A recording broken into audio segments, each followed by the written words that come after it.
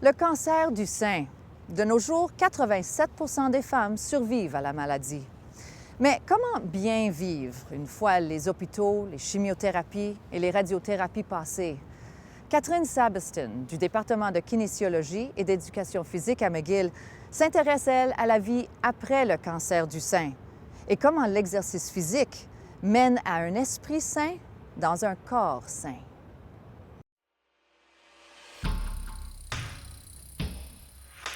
« 30 minutes, c'est la recommandation canadienne. Le temps qu'un adulte doit consacrer quotidiennement au sport, peu importe son âge ou sa condition de santé. Catherine Sabiston, spécialiste de la psychologie du sport, croit qu'il faut particulièrement se pencher sur les besoins des ressortissants du cancer du sein.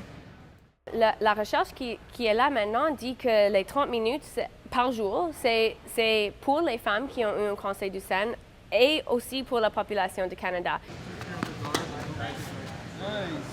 Alors, on doit voir maintenant si 30 minutes est le numéro magique pour ces femmes-là, parce qu'on ne connaît pas la recherche n'est pas là encore.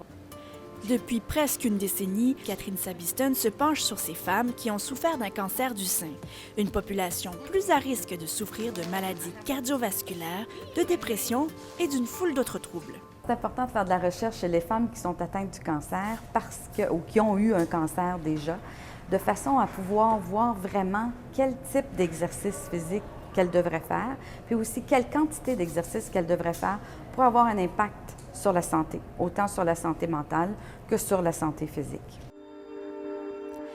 Dans sa dernière étude, l'équipe de Catherine Sabiston suit la progression de 200 femmes qui viennent à peine de terminer leur traitement de chimio ou de radiothérapie, comme Viviane et Odette. Moi, Sylvie, elle m'avait appelée, puis je voulais pas rien savoir. Mais après ça, j'ai dit, pourquoi j'aiderais pas? Bien, elle dit, je vais aller vous expliquer le programme. Elle est arrivée avec tout son kit. Et puis, on a parlé, puis j'ai trouvé que c'était bien. Mais je me suis joint au programme parce que j'ai trouvé que c'était important. Et puis, quand j'ai eu la chimio, j'ai vu comment c'est que les gens vivaient ça. Il y en a qui n'acceptaient pas ça.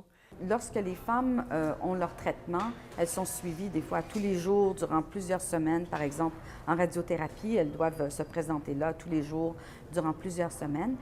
Une fois que tout ça s'est terminé, il y a un vide. Elles sont laissées à elles-mêmes, c'est à elles à prendre en charge tout ce qu'elles doivent faire. Tous les 3 mois, ces femmes se prêtent au jeu. Mesures biologiques, tests psychologiques. Un accéléromètre compte le nombre de pas faits dans une journée. Mesure du taux de cortisol, une hormone indicatrice du niveau de stress. Mesure du taux de protéines C-réactives dans le sang, un indicateur de l'état de santé du système immunitaire.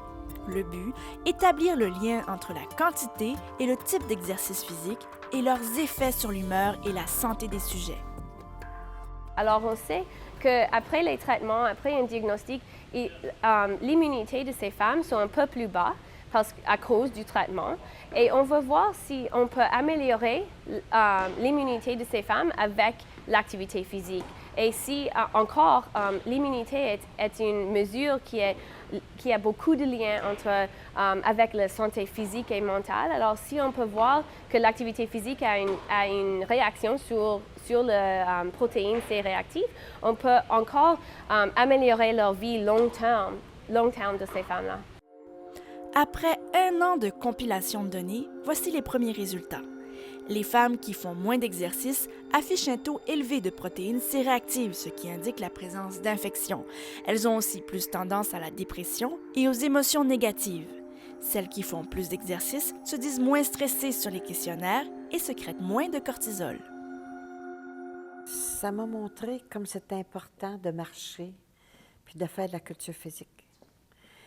Parce que, tu sais, on apprend à mieux se connaître. Parce que moi, je ne pensais jamais que je faisais tant de pas. J'ai monté jusqu'à 9 000. J'ai une femme de mon âge. 9 000, 7 000. Mais là, quand je voyais, je faisais juste 1500, 1800. Je disais, qu'est-ce que j'ai fait? Est-ce que c'est parce que j'étais malade? Oui, non, j'étais triste ou je m'en venais paresseuse. Fait que j'essayais, une autre fois, de me reprendre. Ça me motivait. Alors, tu dois faire une... Est-ce que je peux écrire ici? À la lumière de cette étude, Catherine Sabiston collabore déjà avec des médecins et des professionnels de la santé pour préparer des consignes sur l'exercice physique qui pourrait être donné à ces femmes.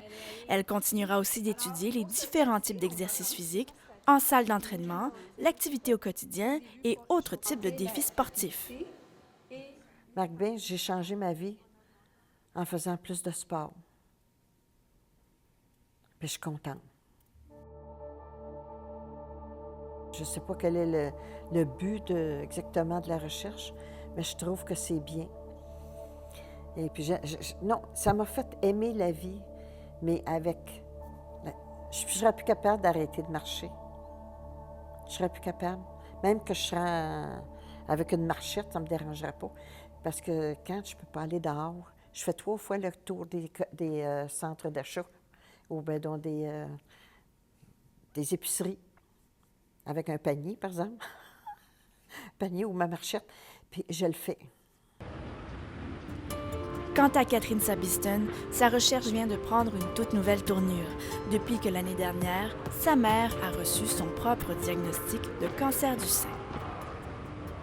Je veux qu'elle augmente son activité physique et puis son qualité de vie. Moi, je vois maintenant personnel que le traitement et le diagnostic d'un cancer et le traitement qu'elle faisait l'année passée, c'était vraiment négatif.